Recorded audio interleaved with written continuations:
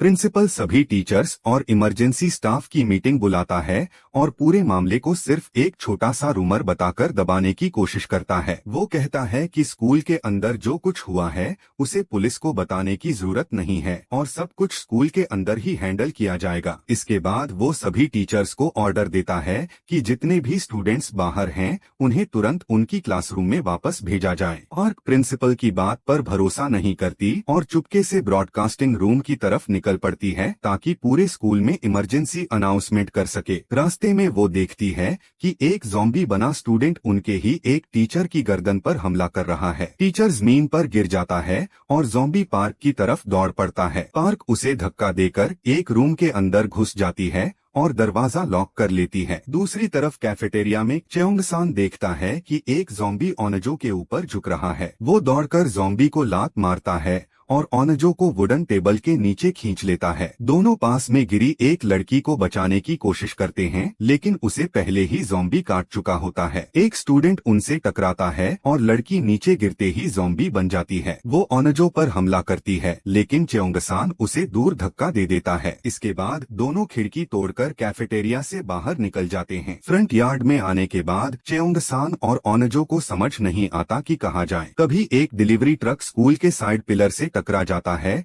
क्योंकि उसका ड्राइवर रास्ते में इन्फेक्ट हो चुका होता है। दोनों ट्रक के हुड पर चढ़ते हैं और सेकंड फ्लोर की विंडो लेज पकड़कर स्कूल की मेन बिल्डिंग के अंदर घुस जाते हैं। वो सीढ़ियों से नीचे जाने की कोशिश करते हैं, लेकिन नीचे पूरा कॉरिडोर ज़ॉम्बीज से भरा होता है। जब वो अपनी क्लास की तरफ बढ़ते हैं, एक ज़ॉम्बी उनका रास्ता रोक लेता है। दोनों मजबूरन ऊपर की तरफ भागते हैं। सीढ़ियों पर चेओंग-सान का पैर फिसल जाता है, लेकिन वही ज़ॉम्बी दोबारा उन पर हमला कर देता है। चेओंग-सान ज़ॉम्बी को रोकता है और ओनजो पास रखा फायर एक्सटिंग्विशर उठाकर उसके चेहरे पर केमिकल स्प्रे कर देती है। स्प्रे की वजह से आसपास के ज़ॉम्बीज भी कुछ देर के लिए रुक जाते हैं। दूसरी तरफ सुह्योक नामरा को ज़ॉम्बीज के झुंड से बचाकर स्कूल के ग्राउंड स्कीपर के पास पहुंचता है। ग्राउंड स्कीपर सीढ़ी के सहारे ज़ॉम्बीज से लड़ रहा होता है, लेकिन कुछ देर बाद वो नीचे गिर जाता है। सुह्योक सीढ़ी पकड़ लेता है और नामरा को क्लासरूम की खिड़की के अंदर चढ़ा देता है। क्लासरूम के अंदर वूजन, ग्योंगसू और जूनियोंग बेंच और डेस्क लगाकर दरवाजा ब्लॉक कर रहे होते हैं। तभी चेओंग-सान और ओनजो खिड़की नॉक करते हैं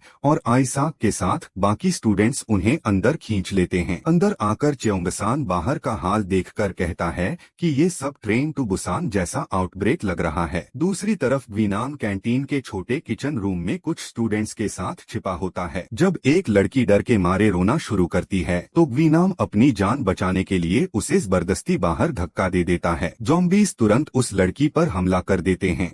पुलिस स्टेशन में डिटेक्टिव सॉन्ग जेक साइंस टीचर ली ब्योंगचान से पूछताछ करता है। ब्योंगचान बताता है कि स्कूल में बुलिंग रोकने के लिए उसने अपने बेटे पर जोनास वायरस का एक्सपेरिमेंट किया था, लेकिन एक्सपेरिमेंट फेल हो गया और वही वायरस अब पूरे शहर में फैल चुका है। क्लासरूम में आइसाक को योंगजू का फोन मिलता है। चेओंग-सान उस फोन से पुलिस को कॉल करता है, लेकिन पुलिस इसे प्रैंक समझकर कॉल काट देती है। अस्पताल से भी बाइटिंग अटैक की कॉल्स आनी शुरू हो जाती हैं। इसके बाद ओनजो फायर ब्रिगेड को क्लास में आग लगने की झूठी कॉल करती है ताकि रेस्क्यू टीम स्कूल तक पहुंच सके। इसी वक्त आर्चरी टीम की बस रास्ते में एक ज़ॉम्बी को टक्कर मार देती है। वॉशरूम के अंदर हालिन ज़ॉम्बी बन चुकी होती है। हारी अपने बो और एरोज से हालिन को मार देती है और मीजिन के साथ बाकी स्टूडेंट्स को बचा लेती है। आखिर में टीचर पार्क की इमरजेंसी ब्रॉडकास्ट पूरे स्कूल में सुनाई देती है। इसके बाद क्लासरूम के स्टूडेंट्स को पता चलता है